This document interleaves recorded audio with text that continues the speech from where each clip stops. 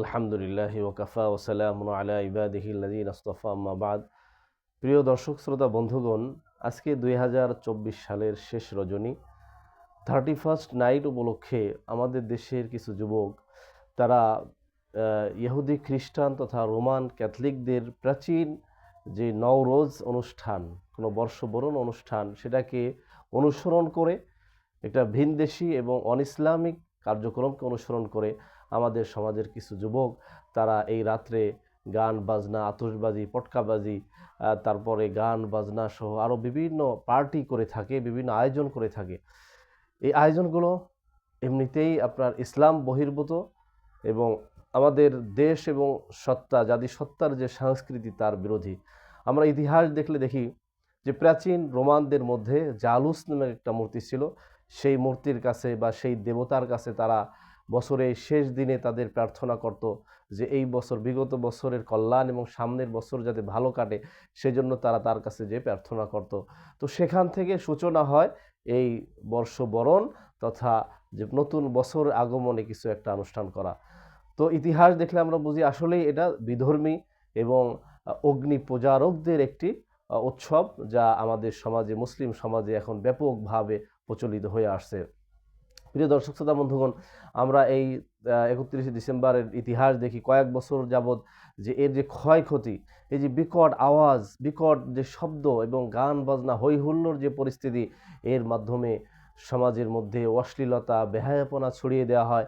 এর মাধ্যমে যেই বিশাল বিকট শব্দ হয়, সারা শহরকে মনে হয় যে কাঁপিয়ে দেওয়া হয়, এবং এর মাধ্যমে যারা অসুস্থ সাধারণ মুসলমান তারা কষ্ট পায় এবং শিশু বাচ্চারা পর্যন্ত তারা ভয়ে কাঁপতে থাকে, আতঙ্কিত হয়ে যায়। এমনকি আমরা রিপোর্টে দেখি শিশু বাচ্চা, কোলের বাচ্চা, সে নিহত হয়েছে গত কয়েক বছর আগে।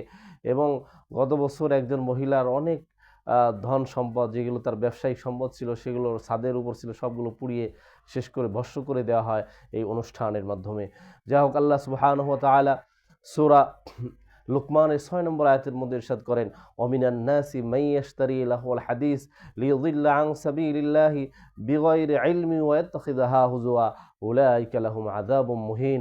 আল্লাহ তাআলা বলেন যে যারা বিভিন্ন ক্রীড়া কৌতুক আমদানি করে, মানুষের মধ্যে যারা ক্রীড়া কৌতুক আমদানি করে, গান বাজনার আমদানি করে, বিগাইরি ইলমি ওয়া ইয়াত্তাখিযাহা হুজুয়া, এবং তার এই বিষয়ে কোনো জ্ঞান নাই, এর মাধ্যমে সে উপহাস করে ইসলাম নিয়ে, আল্লাহ তাআলা বলেন উলাইকা লাহুম আযাবুম মুহিন, তাদের জন্য রয়েছে যন্ত্রণাদায়ক কঠিন শাস্তি। সম্মানিত দর্শক শ্রোতা বন্ধুগণ, আল্লাহ সুবহানাহু ওয়া তাআলা, এজন্য প্রিয় বন্ধুগণ, যেহেতু এই অনুষ্ঠানের মধ্যে গান বাজনা, অন্য অন্য বিভিন্ন পার্টি করা হয়, জন্য এই দৃষ্টিকোণ থেকে এটা হারাম। সম্মানিত উপস্থিতি, সম্মানিত দর্শক শ্রোতা বন্ধুগণ, আল্লাহ সুবহানাহু ওয়া তাআলা সূরা আহজাবের 57 নম্বর আয়াতের মধ্যে বলেন, ওয়াল্লাযীনা ইউযুনাল মুমিনিনা ওয়াল মুমিনাতি বিগাইরি মাকতাসাবু ফাকাদ ইহতামালু বুহতানা ওয়া ইসমান মুবিনা। যারা মুমিন মুমিনাদেরকে বিনা কারণে কষ্ট দেয়, তারা বিশাল তোহমত, অপবাদ গ্রহণ করবে, বহন করবে, এবং তাদের জন্য বড় পাপের ব্যবস্থা রয়েছে। এজন্য আল্লাহ সুবহানাহু ওয়া তাআলা, যেহেতু এর মধ্যে মুমিন মুমিনাদেরকে কষ্ট দেওয়া হয়, আল্লাহ তাআলা সূরা মায়েদার 51 নম্বর আয়াতের মধ্যে বলেন, ইয়া আইয়ুহাল্লাযীনা আমানু লা তাত্তাখিযুল ইয়াহুদা ওয়ান নাসারা আউলিয়া। হে ঈমানদারগণ, তোমরা ইহুদি এবং খ্রিস্টানদেরকে তোমাদের বন্ধুরূপে গ্রহণ করো না, তাদেরকে অনুসরণ করো না। আর আল্লাহ রাসূল সাল্লাল্লাহু আলাইহি ওয়াসাল্লাম বলেন, মান তাশাব্বাহা বিকাউমিন ফাহুয়া মিনহুম। যে যে জাতির অনুসরণ করবে সে তাদের অন্তর্ভুক্ত হয়ে যাবে এবং কিয়ামতের মাঠে তাদের সাথেও উঠবে। অতএব প্রিয় দর্শক শ্রোতা বন্ধুগণ, আজকের এই আলোচনার মাধ্যমে কোরআন এবং সুন্নাহর আলোকে আমি যেই বিষয়টা বলতে চাই, যে মেসেজটা দিতে চাই, বছরের শেষ সময়ে আমরা আমাদের জীবনের গুনাহ খাতার কথা চিন্তা করব, নিজের ভবিষ্যৎ এক বছর, ভবিষ্যৎ বছর, সামনের বছর কিভাবে আরও নিজেকে ডেভেলপ করা যায়, ঈমান আকীদা আমলের দিক দিয়ে আরও বেশি নিজেকে পরিবর্তন করা যায়, সেই বিষয়ের দিকে খেয়াল রাখব এবং পিছনের গুনাহের জন্য আমরা ক্ষমা চাবো, আল্লাহর কাছে তওবা করব। আর এই বিজাতীয় সংস্কৃতি, এই ইহুদি খ্রিস্টানদের সংস্কৃতিকে আমরা আমাদের মন থেকে ছুঁড়ে ফেলে দেব, আমাদের সমাজ থেকে ছুঁড়ে ফেলে দেব, সবাই ঐক্যবদ্ধভাবে তাদের বিরোধিতা করব। এটাই হবে আজকের এই রাতের আমাদের প্রতিজ্ঞা। আল্লাহ সুবহানাহু ওয়া তাআলা আমাদের সকলকে আমল করার তৌফিক দান করেন।